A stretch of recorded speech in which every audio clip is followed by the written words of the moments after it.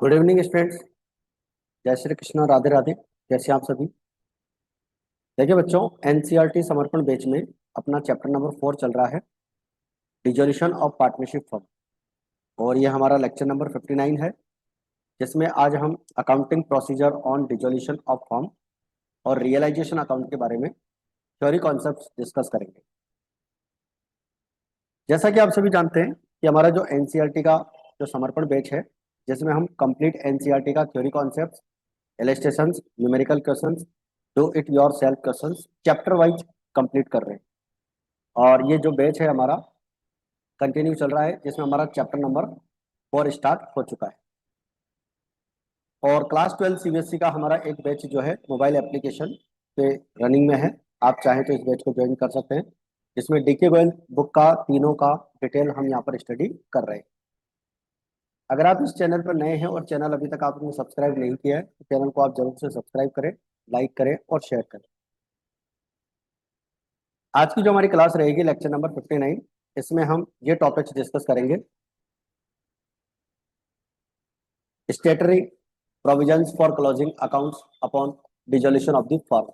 मतलब जब फर्म के डिसोल्यूशन होता है तो अकाउंट्स को बंद करने की जो वैधानिक व्यवस्था होती है कैसी है, उसके बारे में अपन बात करेंगे। Accounting procedures to be followed upon the dissolution of a firm, और रियलाइजेशन अकाउंट के बात करेंगे। और difference between realisation account and revaluation account, इन दोनों के बारे में अपन बात करेंगे। देखिए, सबसे पहले अपन बात करें statutory provisions for closing accounts upon the dissolution of the firm. According to section 48 of the Indian Partnership Act 1932, following statutory provisions apply to settlement of partnership account. यानी कि जो पार्टनरशिप एक्ट है 1932, उसकी जो सेक्शन 48 है, उसके according अपने को जो है अकाउंट्स का डिसोल्यूशन करना होता है, अकाउंट्स का सेटलमेंट करना होता है जब भी फर्म का डिसोल्यूशन होता है। मतलब अकाउंट्स को बंद करने की जो स्टेटरी व्यवस्था है, स्टेटरी प्रोविजंस है, वो इस तरह से।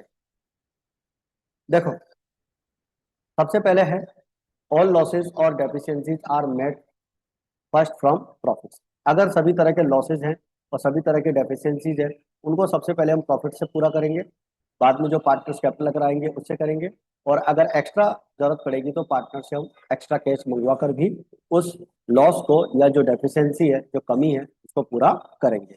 तो पहला प्रोविजन तो आपका ये अप्लाई होता है। इसके बाद में है सेकंड प्रोविजन, आप कह सकते हैं कि the proceeds from the sale of assets. Assets को बेचने से जो पैसा आएगा और कोई पार्टनर्स जो पैसा लेकर आएंगे, उसका यूज किस तरह से करेंगे? तो उसका यूज करेंगे, देखो सबसे पहले तो रीपेइंग द सिक्योर्ड लोन। जो हमारे सिक्योर्ड लोन है, जिसके अगेंस्ट हमने कोई असेट्स गिरवी रखी हुई है, उसका हम यहाँ पर पूरा पेमेंट करेंगे। लाइक बैंक लोन या आउटसाइडर किसी पर्सन का कोई लोन है, उसका पेमेंट हम पहले करेंगे। रीपेइंग द डेप्ट of the external parties. External parties के जो डेप्ट है उनका पेमेंट बाद में किया जाएगा। जैसे मान लीजिए कि क्रेडिटर, बिल्स पेबल, उनका पेमेंट फर्स्ट पॉइंट के बाद किया जाएगा। इसके बाद में in repaying the loans advanced by the partners proportionately. यानी कि पार्टनर्स ने जो पैसा दिया है, पार्टनर्स ने जो लोन दिया है, उसका पेमेंट थर्ड नंबर पे होगा।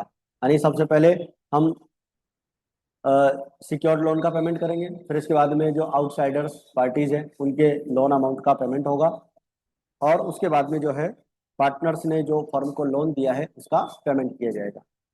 Repaying the capitals balances to the partners proportionately. यानी कि पार्टनर्स ने जो कैपिटल का अमाउंट दिया है, उस कैपिटल का अमाउंट उनको वापस पे किया जाएगा। If any amount still remains, it is to be distributed among the partners in their profit sharing ratio. अगर इसके अलावा भी कोई अमाउंट बच जाता है तो वो उन पार्टनर्स में उनके प्रॉफिट शेयरिंग रेशो में डिवाइड कर दिया जाएगा। इसके बाद में upon the dissolution of the firm, the proceeds from the sale of assets first used to repay the debts owed to external party. External parties का जो पेमेंट है वो सबसे पहले किया जाएगा। Any surplus amount is utilised to repay loans owed to the partners, and finally the partners capital is return to them. मतलब वही समरी है कि सबसे पहले असेट्स को सेल करने पर जो पैसा आएगा, उससे आप आउटसाइडर्स के डेट्स का पेमेंट कीजिए, उसके बाद में पार्टनर्स के डेट्स का पेमेंट करना है, और उसके बाद में अगर कोई पैसा बचता है तो उसे हम पार्टनर्स के कैपिटल को वापस रिटर्न कर देंगे। इसके बाद में है पार्टनर्स प्राइवेट डेब्ट जो है उनके प्राइवेट असेट से पूरे किए जाएंगे, यानी कि फर्म की किसी असेट्स का यूज नहीं किया जाएगा पार्टनर्स के प्राइवेट डेट्स का पेमेंट करने के लिए। If any surplus remains after discharging private liabilities it is utilise to pay off the firm's डेब्ट। अगर पार्टनर्स की पर्सनल असेट्स इतनी ज्यादा है कि उससे पार्टनर्स के पर्सनल डेट का पेमेंट हो गया, उसके बाद भी अगर पैसा बच जाता है तो उसे फर्म के डेब्ट को पूरा करने में लिया जाएगा। इसके बाद में है accounting procedures to be followed upon the dissolution of a firm. जब फर्म का डिजोल्यूशन होता है तो कौन कौन सी अकाउंटिंग प्रोसीजर्स को अपन पूरा करेंगे। तो from the date of the firm's dissolution normal business operation ceases, यानी कि जो बिजनेस की नॉर्मल एक्टिविटीज है वो बंद हो जाती हैं। And the process of realising the firm's assets, assets को रियलाइज करने का यानी असेट्स को सेल करने का और लाइबिलिटीज को पेमेंट्स करने का जो प्रोसेस है वो स्टार्ट हो जाता है।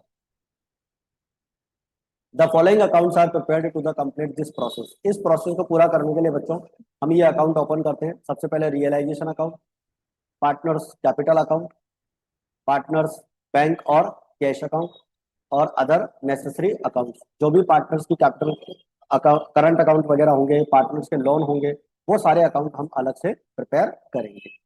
तो इस प्रोसेस के अंदर हमारे ये 4 अकाउंट्स यहाँ पर बनाए जाते हैं। इसके बाद में रियलाइजेशन अकाउंट के बारे में अपन यहाँ पर बात करेंगे। Upon the dissolution of a firm proceeds are realised from the sale of assets. Assets को सेल किया जाता है और लाइबिलिटीज का पेमेंट किया जाता है। इस पर्पज के लिए अपन एक स्पेशल अकाउंट ओपन करते हैं जिसका नाम होता है रियलाइजेशन अकाउंट, और ये एक नॉमिनल अकाउंट होता है। The purpose of preparing this account is to determine the profit और loss arising from the sale of assets and settlement of the liabilities. Assets को सेल करने पर और लाइबिलिटीज का पेमेंट करने पर जो भी अमाउंट हमारे को रिकवर होगा, उससे जो भी प्रॉफिट लॉस होगा, उस प्रॉफिट लॉस को फाइंड आउट करने के लिए हम रियलाइजेशन अकाउंट बनाते हैं। Certain assets and liabilities are transferred to this account here by closing the accounts of the all assets and liabilities. मतलब कुछ असेट्स एंड लाइबिलिटीज को हम यहाँ पर ट्रांसफर करते हैं और कुछ असेट्स एंड लाइबिलिटीज को हम ट्रांसफर नहीं करते हैं। जिनको नहीं करते हैं उनके लिए अपन अलग से डिस्कस करेंगे, ठीक है। जिससे सभी पार्टनर्स की असेट्स और लाइबिलिटीज के अकाउंट क्या हो जाते हैं, क्लोज हो जाते हैं। Entries regarding the proceeds from the sale of assets. Assets को सेल करने पर जो भी आपकी प्रोसीड्स होती है उसको हम क्या करते हैं, रियलाइजेशन अकाउंट की, या पार्टनर्स किसी असेट्स को लेता है या लाइबिलिटीज का अपन सेटलमेंट करते हैं, डिसोल्यूशन एक्सपेंसेज होते हैं, उन सबको अपन इस अकाउंट में रिकॉर्ड करते हैं। The balance of this account reflects the profit और loss on realisation which is distributed among the partners in their profit sharing ratio. इसके बाद में इस अकाउंट का जो बैलेंस होता है वो रियलाइजेशन का प्रॉफिट और लॉस बताता है, जिसे हम पार्टनर्स के प्रॉफिट शेयरिंग रेशो में डिवाइड कर देते हैं और उसे पार्टनर्स कैपिटल अकाउंट या करंट अकाउंट में ट्रांसफर कर देते हैं। इसके बाद में रियलाइजेशन अकाउंट के फॉर्मेट के बारे में अपन बात कर सकते हैं बच्चों। तो रियलाइजेशन अकाउंट का फॉर्मेट हमारा यहाँ पर हो जाएगा। रियलाइजेशन अकाउंट का जो फॉर्मेट रहेगा बच्चों वो आपका इस तरह का रहेगा। देखिए, रियलाइजेशन अकाउंट में सारी जितनी भी सन्ड्री असेट्स है उनके बुक वैल्यू पर अपन रियलाइजेशन अकाउंट के डेबिट में ट्रांसफर कर देंगे, और जितनी भी लाइबिलिटीज है, सन्ड्री लाइबिलिटीज, कुछ लाइबिलिटीज को छोड़कर, जैसे partners capital, partners current, partners loan account, उनको छोड़कर अपन बाकी सभी लाइबिलिटीज को, जो आउटसाइड लाइबिलिटी होती है, उन सबको यहाँ पर ट्रांसफर कर देते हैं। फिर असेट्स को अगर सेल करते हैं तो उसको क्रेडिट में लिखते हैं by bank account, assets realised. और अगर किसी लाइबिलिटी का अपन पेमेंट करते हैं तो डेबिट में लिखेंगे, ठीक है। और रियलाइजेशन एक्सपेंसेस का पेमेंट वो भी डेबिट में होता है तो बैंक अकाउंट के नाम से। पार्टनर्स कैपिटल, अगर किसी लाइबिलिटी का पेमेंट अगर पार्टनर करने को एग्री हो जाता है तो इसलिए हम लाइबिलिटीज अकाउंट, मतलब लाइबिलिटीज का पेमेंट रियलाइजेशन अकाउंट के डेबिट में किया जाएगा टू पार्टनर्स कैपिटल अकाउंट के नाम से। बाय पार्टनर्स कैपिटल अकाउंट, अगर कोई पार्टनर किसी असेट्स को लेता है उसे हम क्रेडिट साइड में दिखाएंगे पार्टनर के नाम। फिर इस अकाउंट का जो क्रेडिट का टोटल होगा वो हमारा रियलाइजेशन का प्रॉफिट होगा, और इस प्रॉफिट को हम पार्टनर्स कैपिटल या करंट अकाउंट में डिस्ट्रीब्यूट कर देंगे। और अगर इसका डेबिट का टोटल ज्यादा हुआ तो पार्टनर्स का लॉस हो जाएगा, और इस लॉस को जो है हम पार्टनर्स में क्रेडिट साइड में रियलाइजेशन अकाउंट में डेबिट कर देंगे और पार्टनर्स कैपिटल अकाउंट में डेबिट में डिस्ट्रीब्यूट करेंगे। तो ये हमारा रियलाइजेशन अकाउंट का फॉर्मेट यहाँ पर कंप्लीट हो जाता है। इसके बाद में बच्चों नया एक टॉपिक आता है हमारी आज की क्लास का। आज की क्लास वैसे छोटी सी क्लास रहेगी क्योंकि इसमें हम थ्योरी कॉन्सेप्ट डिस्कस कर रहे हैं। Realisation account and revaluation account में डिफरेंस।